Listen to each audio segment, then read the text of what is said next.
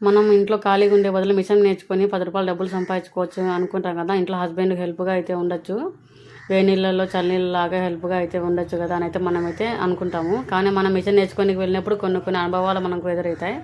కొందరైతే ఏమంటే మా ఇంటి దగ్గర వేరే వాళ్ళు ఇద్దరు అమ్మాయిలు అయితే వెళ్ళేవాళ్ళు మిషన్కు. వాళ్ళైతే మిషన్కి వెళ్ళేటప్పుడు అయితే ఆమె అయితే వాళ్ళకి అసలు కటింగ్ చెప్పేదే కాదంట. అసలు చెప్పేదే కాదు. వీళ్ళు పొద్దున్న క్యారీ ఎత్తుకుపోయి సాయంకాలం అయితే ఇంటికి వచ్చేవాళ్ళు.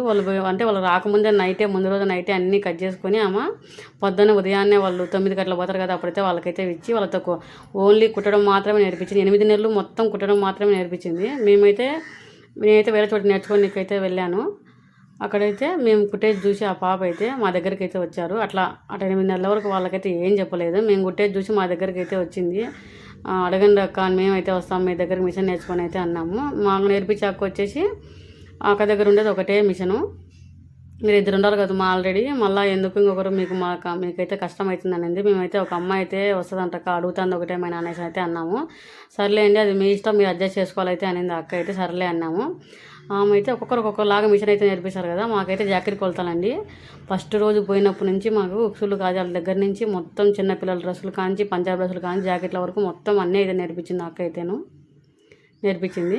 కొందరు అయితే అలా డబ్బులు తీసుకొని కానీ నేర్పించకపోతే చాలా బాధ అయితే అనిపిస్తుంది.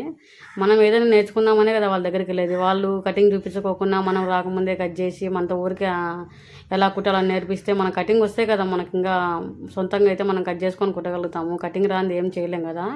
అలా మేము మిషన్కి వెళ్ళిన చోటైతే అక్క అయితే మాకు చాలా బాగా అయితే నేర్పించింది. ఆమె దయ వల్ల ఈరోజు అయితే జాకెట్లు అయితే కుట్టుకోగలుగుతాను ఇంట్లో నావే.